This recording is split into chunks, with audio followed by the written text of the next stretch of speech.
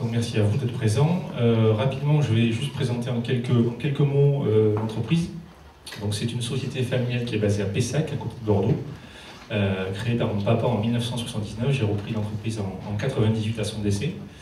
Et donc aujourd'hui, nous sommes, pour faire simple, intégrateurs de solutions courant fort et courant faible. Alors c'est un peu technique, mais concrètement, on installe des solutions techniques d'électricité dans les bâtiments d'immeubles d'habitation. On a 42 salariés, dont 22 techniciens itinérants, et on a un réseau de 32 partenaires, parce que par ailleurs, on a des clients qui nous font confiance pour intervenir partout en France. Donc on a bâti un réseau de sous-traitants pour intervenir sur ces demandes nationales. On intervient sur 3 axes. Un premier axe, c'est le neuf. Donc on construit des bâtiments d'habitation, en l'occurrence 600 logements en 2017. Nos principaux clients sont des promoteurs immobiliers, des gens que vous connaissez, Nexity, Vinci Immobilier, des gens comme ça. Et des entreprises générales du bâtiment qui nous sous-traitent cette partie électricité. On a un gros axe sur la réhabilitation. On a fait 5000 logements en 2017. On intervient là par contre pour des clients type syndic de copropriété ou fils HLM. Et après on a un troisième pilier qui est le SAV, qui est un gros sujet pour nous, où on a fait 7000 interventions en 2017, et là aussi avec des clients type syndic de copropriété ou office HLM, avec des contrats de maintenance qui nous lient notamment sur des délais d'intervention. Donc nos métiers, rapidement, on a un premier métier qui s'appelle le contrôle d'accès du bâtiment. On installe des systèmes d'interphone, de badges, etc. pour sécuriser les immeubles d'habitation. L'électricité dont je vous parlais tout à l'heure, l'éclairage, les tableaux électriques, tout ce que vous connaissez qui permet de faire marcher vos équipements dans une maison par exemple. Les bornes de recharge de véhicules électriques est un sujet pour nous aujourd'hui. La vidéosurveillance pour sécuriser les halls d'entrée et les parkings d'immeubles. Les antennes collectives qui sont le métier historique de l'entreprise, qui permet dans un immeuble de recevoir la télévision. C'est un sujet important en ce moment avec les orages et la Coupe du Monde. Il y a beaucoup de pannes et il y a beaucoup de gens qui n'ont plus la télé et qui sont mécontents, donc c'est un vrai sujet. Les réseaux informatiques, cuivre, fibre optique et Wi-Fi. Et enfin, pour finir, les équipements de salle de réunion, la vente de téléviseurs pour les hôtels, etc. etc. Voilà, donc ça, ce sont tous nos métiers. Je vais passer maintenant à ce qui nous intéresse avant tout, notre avantage compétitif. Alors j'ai décidé de faire les choses un peu à l'envers et de commencer par la fin et de vous dévoiler, sans attendre du suspense, quel est notre avantage compétitif, puisque c'était l'intérêt de la presse. C'est ce qu'on appelle le parcours client chez nous, sur lequel on a fait un gros travail et que je vais vous détailler un petit peu précisément. Donc dans un premier temps, se mettre à la place du client, c'est ce que vous disait tout à l'heure Catherine. Un premier élément fondamental, c'est le changement de posture du dirigeant.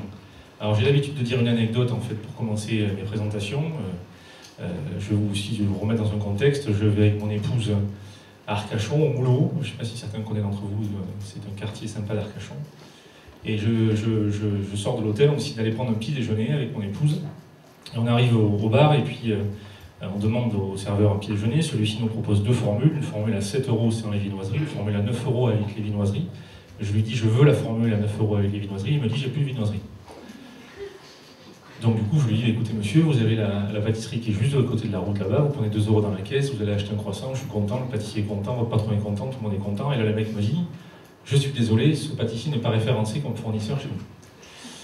Et là, je me dis, en fait, c'est il y a 4 ans, ça se passe, là, je me dis, c'est exactement ce que j'ai réussi à mettre en place dans mon entreprise. En fait, au fur et à mesure, à force de mettre des process, des procédures, etc., j'ai fait exactement ça dans ma boîte.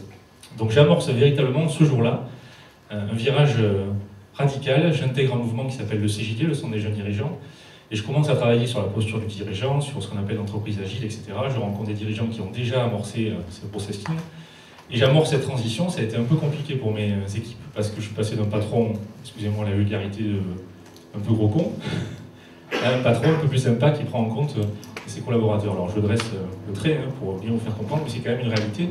Donc c'est très difficile pour nos collaborateurs parce qu'ils n'ont pas compris. Un jour je les envolais, le lendemain j'arrive, je leur caressais la nuque en leur disant explique-moi tes problèmes, je vais t'aider à les résoudre.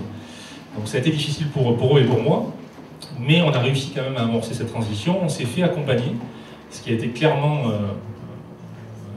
une étape décisive dans cette transformation. On a fait le choix de se faire accompagner d'abord, moi en tant que dirigeant, avec deux copains dirigeants à Bordeaux.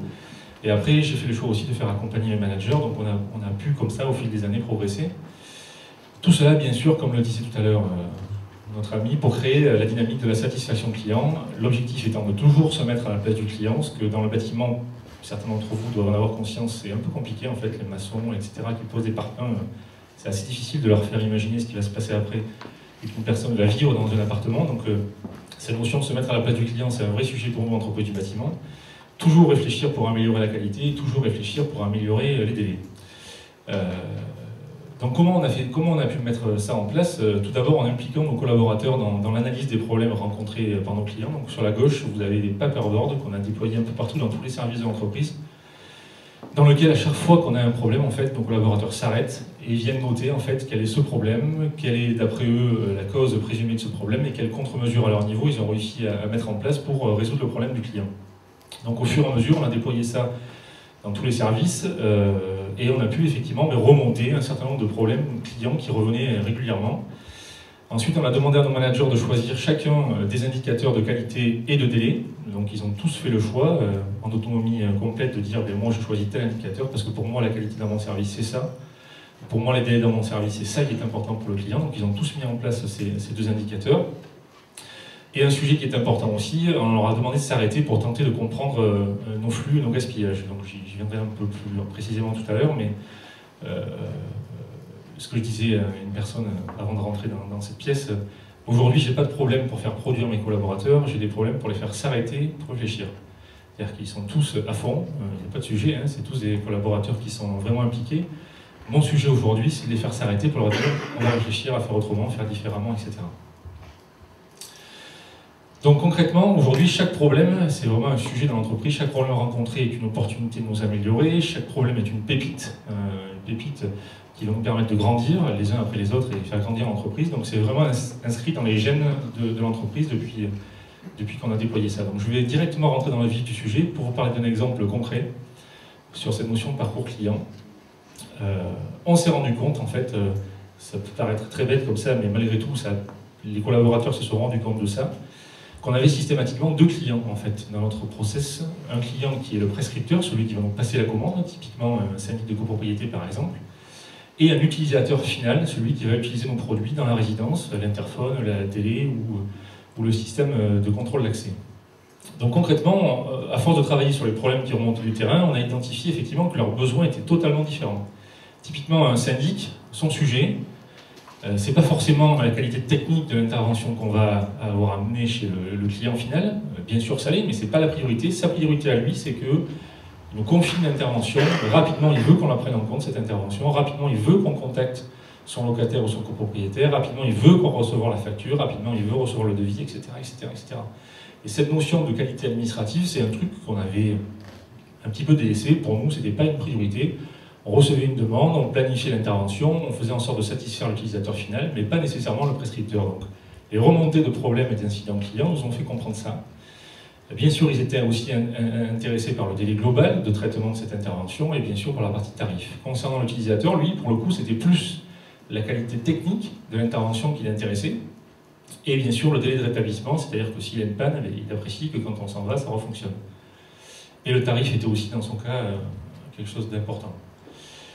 Sur la thématique du SAV, par exemple, eh bien, on s'est rendu compte que nos clients prescripteurs, eh bien, ils nous rappelaient régulièrement. Concrètement, je vous ai envoyé une demande hier, elle en est où? Qu'est-ce que vous avez fait? Est-ce que vous avez contacté mon locataire? Est-ce que vous avez pris rendez-vous? Etc., etc.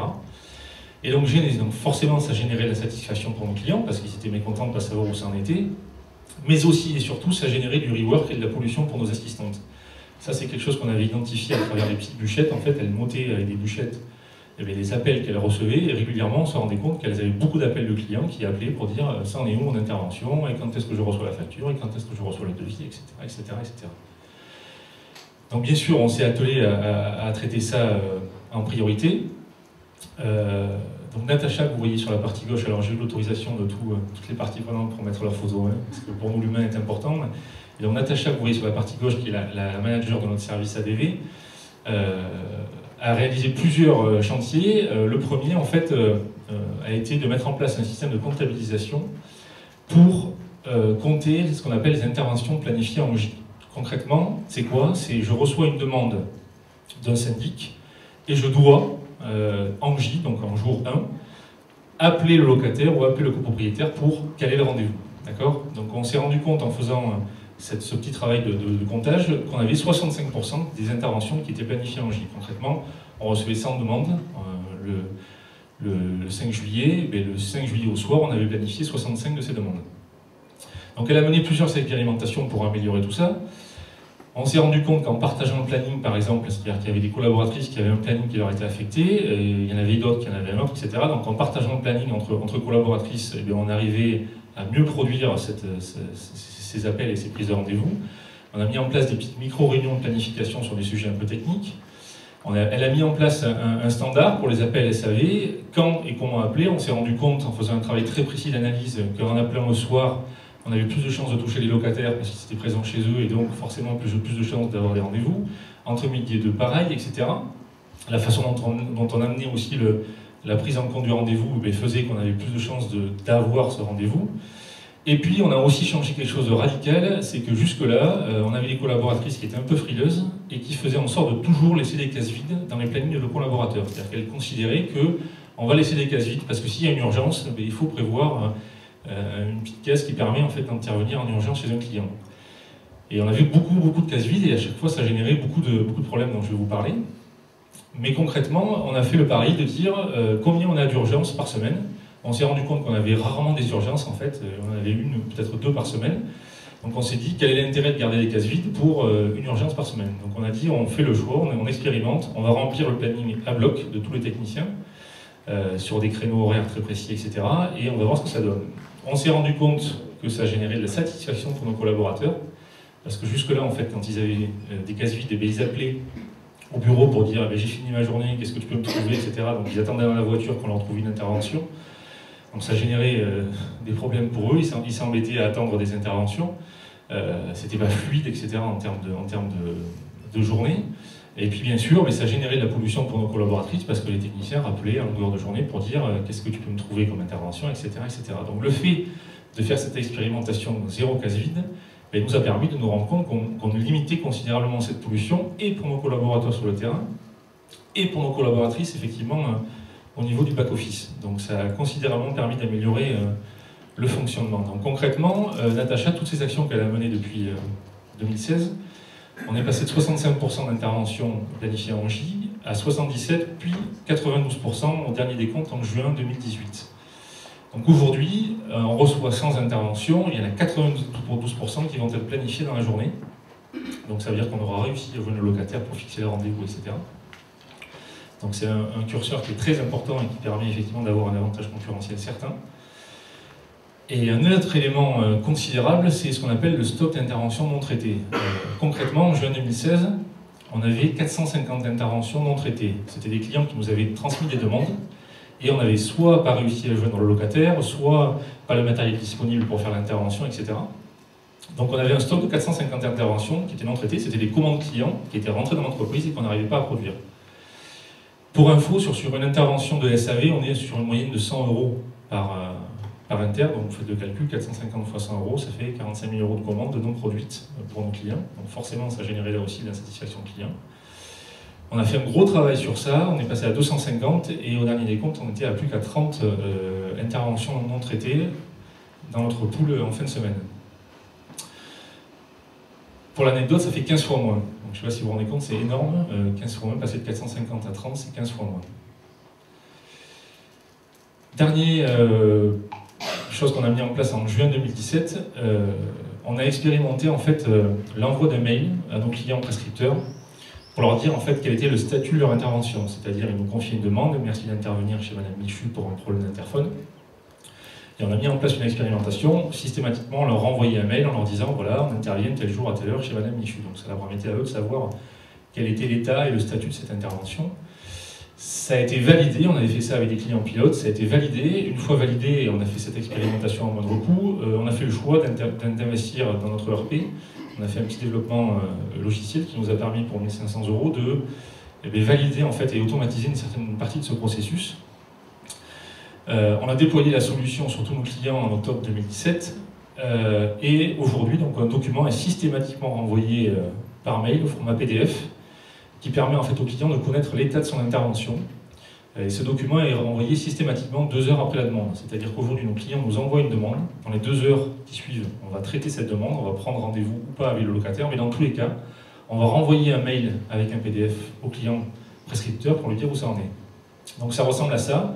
Là, vous avez 2 exemples. Un sur la partie gauche où on a laissé un message aux clients. Donc on informe notre client Logivie, qui est un bailleur social bordelais, qu'on a laissé un message à leur locataire.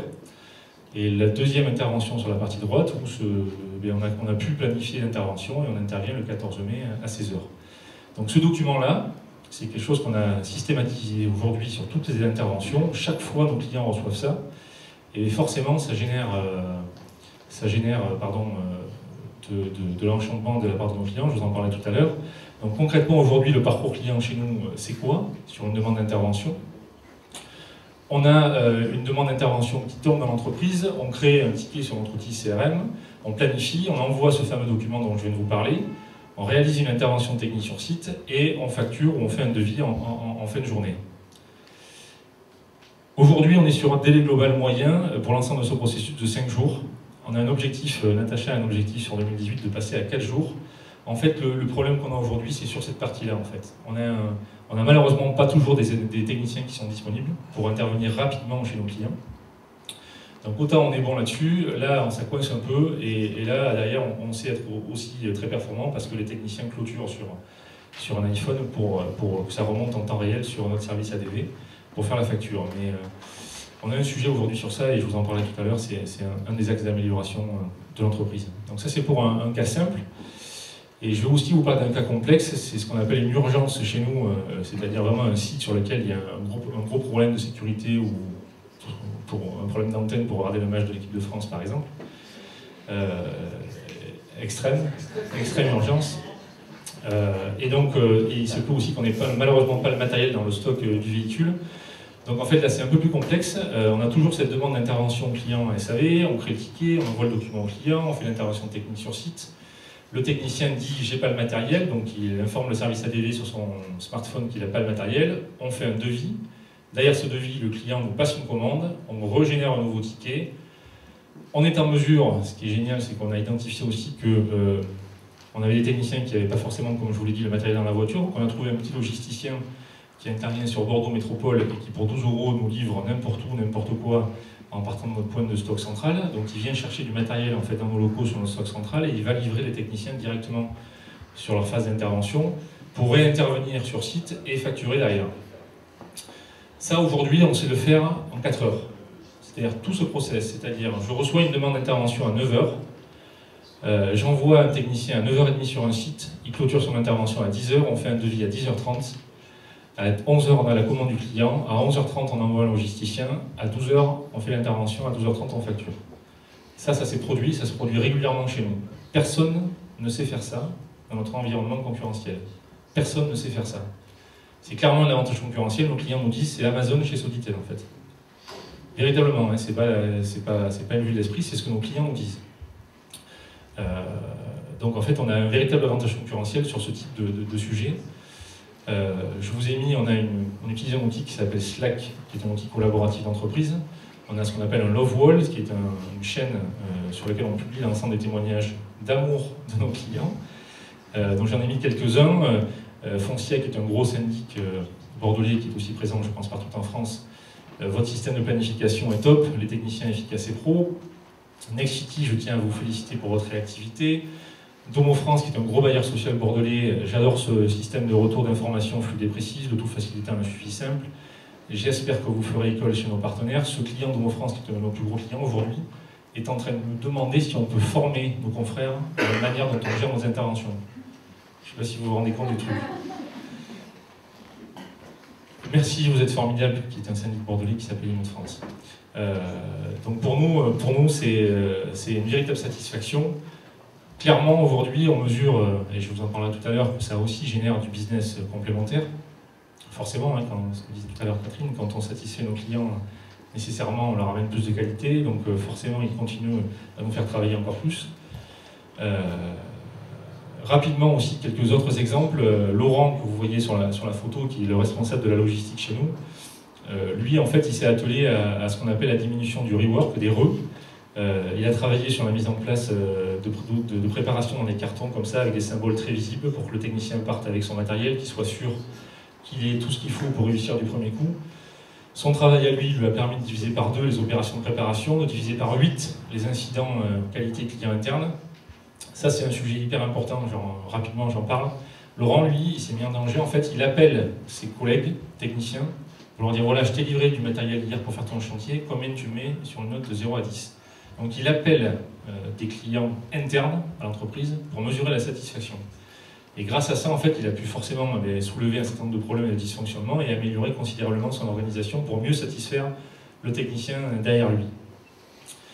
Et bien sûr, on a considérablement amélioré le parcours client parce qu'on réussit de manière systématique, ou à 98%, notre mission du premier coup, ce qui n'était pas le cas jusque-là, on n'avait pas le matériel, il fallait revenir, etc. Aujourd'hui, on améliore considérablement cette notion et on réussit notre mission du premier coup, ce qui est une excellente chose pour nos clients. Un autre exemple aussi, on a un sujet très important aujourd'hui. On installe, comme je vous l'ai dit, des systèmes d'interphone dans les immeubles. Et quand on installe un système d'interphone, vous devez connaître ça, vous savez, c'est un système avec des noms qui défilent pour choisir la personne qu'on veut appeler. Et quand on installe ces systèmes-là, on attend que notre client syndic de propriété nous fournisse la liste des personnes qui habitent dans l'immeuble. Et malheureusement, nos clients syndics ne nous envoient pas les listes en fait. Donc à chaque fois, on programme des dates, on recule les échéances parce que le client ne nous a pas fourni les listes qui nous a permis de faire la programmation et donc de réaliser, etc. Ça génère beaucoup de rework pour nous. Et donc on a décidé d'améliorer effectivement tout ça, d'améliorer nos délais aussi, le conducteur de travaux, le manager qui bosse là-dessus. Un gros sujet d'amélioration. Et on s'est rendu compte qu'on accompagnait mal nos clients en fait. Plutôt que de dire, et c'est le cas, et c'est la posture d'un certain nombre de dirigeants dans mon métier qui disent écoutez, les clients ils font chier, c'est con, machin, etc. Ils ne nous fournissent pas la liste, ils commencent à nous emmerder, on va arrter de travailler avec eux. On n'a pas du tout choisi cette voie-là. Nous, on a choisi l'idée de se dire comment on peut aider nos clients à mieux réaliser nos chantiers. Donc en fait, on a bâti ce document, qui est un petit tableau Excel en fait, qui a été monté par notre service de production. Concrètement, c'est quoi? C'est dès qu'on reçoit une commande client, on renvoie ce document à nos clients dans lequel on va leur expliquer comment va se dérouler votre chantier, quelles échéances pour que tout se déroule correctement, quelle action allez-vous devoir mener, quelle action allons-nous réaliser. Donc en fait, vous avez deux systèmes, nos actions et vos actions. Et en fait, on renseigne ici dans cette petite cellule la date de la commande et ça déroule en fait en fonction du contexte chantier. Ça déroule un planning prévisionnel automatiquement et ça cale en fait les échéances de temps pour nos clients. C'est-à-dire que là, typiquement, un Nexity qui doit nous fournir les informations, il sait qu'il a une date limite au 6 juin pour nous transmettre effectivement ces informations de programmation. Donc il sait qu'il a tout ce temps pour faire ce travail-là. On a prévu des relances, etc. Et donc concrètement, c'est quelque chose qu'on a mis en place très récemment, on est en train de l'expérimenter. On a déjà des bons retours et sur un chantier, ça s'est plutôt bien passé avec un client avec qui on avait pas mal de soucis jusque-là, donc on espère que ça va continuer et on va certainement le généraliser en septembre si tout va bien. Donc ça c'est une véritable nouvelle approche, c'est comment aider notre client pour que nous on fasse notre job correctement. C'est une démarche un peu innovante. Quel résultat économique? Je ne voulais pas forcément en parler, mais mon coach, mon sensei Cécile, m'a demandé d'en toucher deux mots parce que c'est important de transformer, d'expliquer un petit peu où on en est grâce à toutes ces actions. Déjà sur cette partie SAV, aujourd'hui on a une demande en hausse, c'est-à-dire que tout ce travail que je vous ai montré, Amazon, etc., on a 25% chaque mois de demandes SAV supplémentaires, c'est-à-dire que tous les mois on s'améliore de 25% par rapport à l'année dernière. Donc ce qui prouve qu'on réussit et que en tout cas ce qu'on propose à nos clients en termes de parcours convient. Rapidement sur le chiffre d'affaires, on a une progression, on est en croissance à deux chiffres à 27% sur 2017. On a un résultat net qui est en progression de près de 200%, grâce à toutes ces actions qu'on a pu mener. Alors je vous en ai montré que quelques-unes, mais on a mené plein d'actions sur la rentabilité, la production, l'amélioration de la qualité, etc. etc. On a notre service financier qui a mené un gros travail en termes de trésorerie, avec des résultats qui sont exceptionnels. La trésorerie n'a jamais été un sujet pour moi, mon papa avait bien fait les choses, donc on avait un gros matelas financier qui m'évitait de me poser des questions. En décembre 2015, le comptable m'alerte en me disant « Grégory, c'est un peu short en trésorerie, machin, etc. » On avait beaucoup d'argent dehors, les clients ne payaient pas.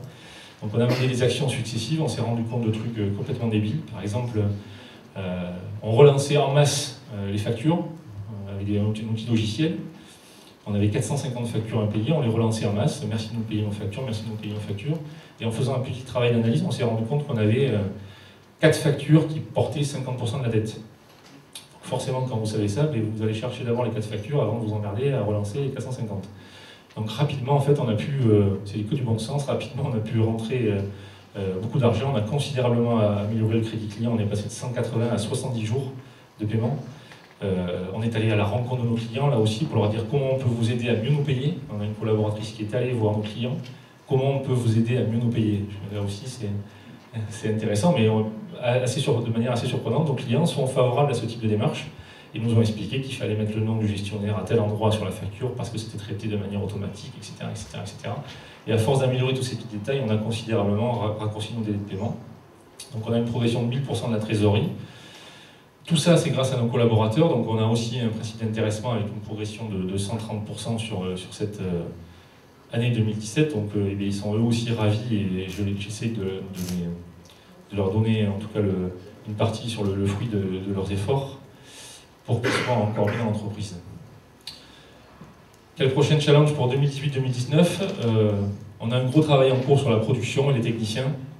Suite à de nouveaux problèmes qu'on a détectés, concrètement, on se rend compte que nos techniciens qui vont sur le terrain mener des interventions ne livrent pas forcément de la qualité au service commercial. Concrètement, ils ont un appareil, comme je vous l'ai dit tout à l'heure, un smartphone, et ils renseignent assez rarement les références des produits qu'il faut remplacer, donc ça complique la tâche du service commercial qui n'a pas les références pour chiffrer de vie, donc ça ralentit nos délais, etc. Donc on est en train de mener un véritable chantier là-dessus, pour que nos techniciens puissent faire leur job de manière un peu plus efficace et nous facilitant la vie derrière au niveau du service commercial. Et on a aussi un sujet sur comment améliorer le délai global, et je vous en parlais tout à l'heure déjà, et en particulier les délais de disponibilité de nos techniciens. Donc ça c'est aussi un vrai sujet sur lequel on a une réflexion en cours. Et enfin on a mis en place un OBL management qu'on a commencé il y a 2 mois, avec des indicateurs pour l'ensemble de nos managers. Ce qui est génial, c'est qu'on essaie de faire une réunion toutes les semaines sur un format très court d'une demi-heure et on balaye l'ensemble des sujets. Chaque collaborateur, chaque manager vient avec ses indicateurs et vient avec un problème qu'il a rencontré dans la semaine et on travaille de manière transverse entre nous sur ces problèmes. Ça donne de super résultats. C'est quelque chose qu'on a mis en place, je vous l'ai dit, il y a 3 mois et c'est vraiment intéressant comme sujet. Pour conclure, l'amélioration continue axée sur les problèmes opérationnels, aujourd'hui, c'est clairement, on le considère, le chemin optimal pour développer notre entreprise. Ça, c'est ancré dans la culture de l'entreprise, tout le travail qu'on a fait depuis 4 ans, quand on est en recrutement avec des collaborateurs, on leur explique effectivement que chez nous, on a mis en place le Lean, que chez nous, on doit réfléchir à améliorer l'entreprise, que chez nous, rien n'est jamais acquis, etc., etc. Donc ça fait vraiment partie aujourd'hui de la culture de l'entreprise. Et tous les collaborateurs sont placés dans cette démarche. Je vous ai symbolisé cette aventure par une jolie photo qui fait un peu peur. Hein. C'est une mine en fait, une mine d'or. La porte, elle n'est pas très... un peu compliquée à ouvrir, on a un peu peur de s'y aventurer, il y a des panneaux partout, on n'y allait pas. Et c'est exactement ça en fait notre démarche. C'est-à-dire que nous dirigeants, en fait, on est devant cette porte, on sait qu'il y a de l'or à l'intérieur, mais elle est compliquée à ouvrir, elle fait un peu peur cette porte. Et donc il faut la franchir parce que ça permet effectivement de développer considérablement notre entreprise et surtout, c'est un des thèmes que j'affectionne particulièrement, ça rend nos collaborateurs heureux.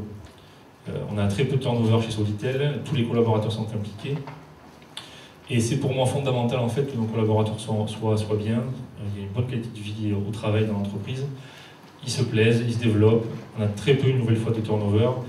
Ils expérimentent plein de choses, ça marche, et ils s'épanouissent. Bref, on est vraiment dans une boîte géniale.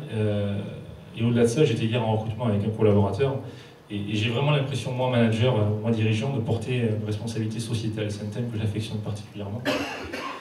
Parce que je me dis quand même que si nos collaborateurs sont heureux dans l'entreprise, il y a quand même de fortes chances qu'ils soient heureux chez eux le soir avec leurs enfants et leur épouse. Et qu'à première vue, tout ça participe à un monde meilleur. Voilà. Merci à vous.